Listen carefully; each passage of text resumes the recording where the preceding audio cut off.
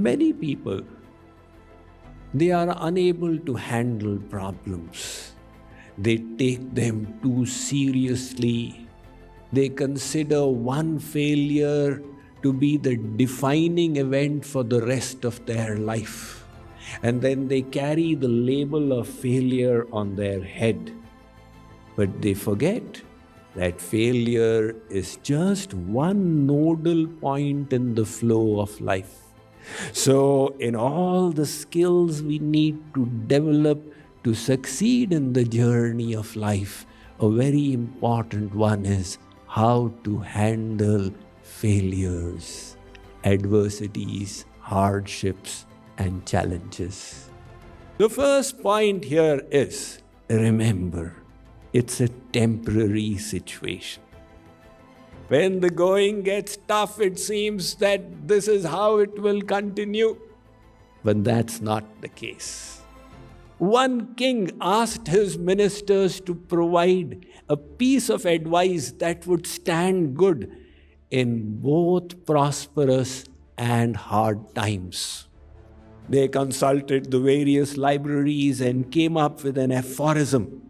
They wrote it on a piece of paper, embedded in a casket, put on a ring, and offered the ring to the king and said, whenever you are confused, just open this and read the message.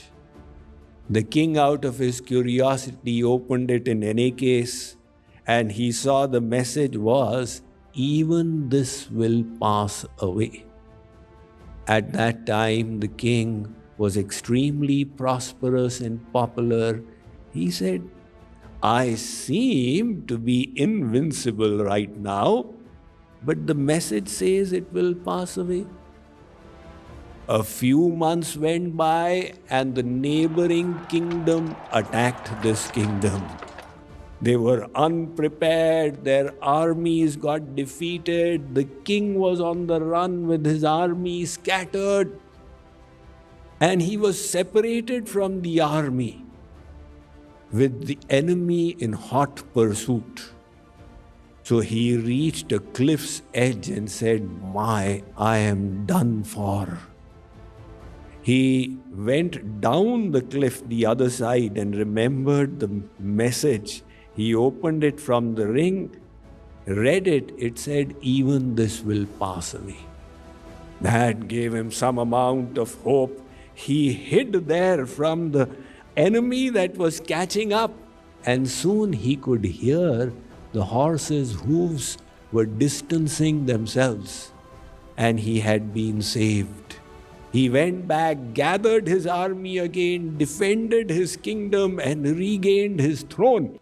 But this time he knew that this situation of comfort is also temporary. So the Bhagavad Gita informs us, Matra sparshastu kaunteya shitoshna sukha dukkhada agama paino nityastanstitikshasva bharata. Arjun, the non-permanent appearance of happiness and distress is like the coming and going of the winter and summer seasons. You must learn to tolerate them without being disturbed. So the first piece of wisdom we have learned in regard to handling adversity is to remember it is temporary. The second piece of wisdom is to keep an optimistic attitude. Some people are so pessimistic that when they encounter failure, they blame themselves, they see a dark future, and they see nothing good. These are the pessimists. And the optimists, they take a realistic view of the situation. Others did not support me this time. I can try harder. This time luck deserted me. Next time I may have better opportunity. In this way, they explain the situation to themselves and remain positive. Consider the difference between this father and mother who just had a baby. After a couple of weeks, the father tested the baby's hearing. He created a sharp sound and the baby did not respond. The father said, oh my God, my baby is deaf. Called the mother, listen, look, what is this? Our baby can't hear. Mother said, why are you panicking? She came, she also created this sharp sound. The baby didn't respond. She lifted the baby and the baby started cooing. She said, why are you worrying? No, the baby could be deaf. She said, all right, let's check up with the pediatrist. So now it was a weekend and you can't get appointments with the doctor on the weekend. They had to wait for 3 days. For those 3 days, the father was sweating, the mother was going for her kitty parties, etc. And on Monday, she managed to get an appointment for the subsequent week. For the next 8 days, the father continued to panic. The mother was going to the gym, etc. And the pediatrist said, look, children, their system takes time to develop. So if the child doesn't respond, don't worry. It will happen in the next few weeks. The mother said, see, you were unnecessarily worrying. The father was still not convinced. He said he has not considered the third possibility, that the child could be deaf. She said, you are incorrigible. Nevertheless, they returned, and after 2 weeks, when the child started responding, now the father was pacified, it is all right. So what was the difference between the two? The mother was an optimist and the father was a pessimist. So don't be pessimistic in your life. Always remember God is great, He'll work something out. Some people are blind optimists. That is dangerous. If you have a weight problem, to deny that you have a weight problem is being unrealistic. But to say, yes, I do have a weight problem, and if I strive hard, I can get control over it and solve it, is being realistic.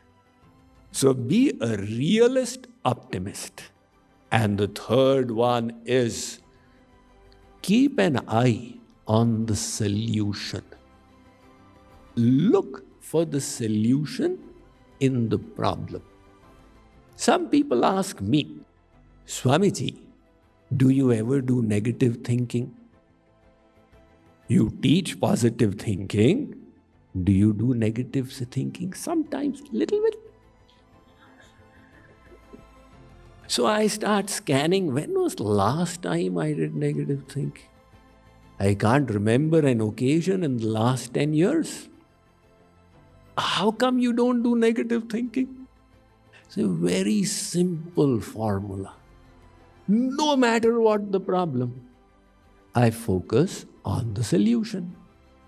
As the Serenity Prayer states, O Lord, give me the strength to bear the things that I cannot change, strength to change the things that I can, and the wisdom to know the difference.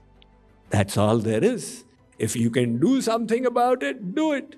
If you cannot, tolerate it and understand that these are the only two options you have. So be solution-oriented.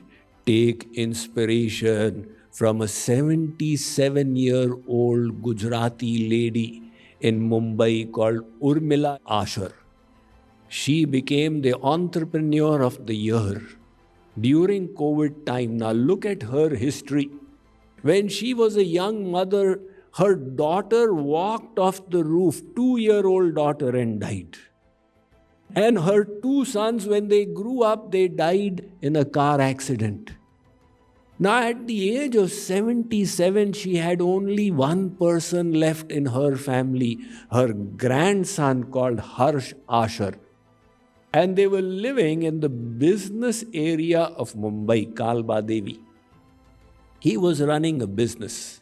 But when COVID struck in 2020, his business collapsed. And to top it all, he had a scooter accident and his lip got cut. Now his face was looking ugly. So he lost heart and was unable to go out into the public. His grandmother, Urmila Behan, said, "My child, I lost 3 of my children, but I have still continued with my life. You've lost 1 little lip and have given up. I'll start a business for you." Now, what kind of business would she start? The grandmother knew only one thing, how to cook. She said, "Why not? People out here are purchasing from restaurants. Will they not like to eat a grandmother's food?" So first day she cooked Gujarati pickles and announced, and all the pickles got sold. After that, she added on the dhoklas and theplas and khakras and patras, etc. It became a super hit. Everybody was talking about the grandmother's food and she called it Gujarati Ben Nu Nashta. The consequence was she was earning 500,000 rupees a month. And she won the Entrepreneur of the Year award. And then she started getting invited to TED Talks. You can go and check her out on YouTube, etc. She has given TED Talks.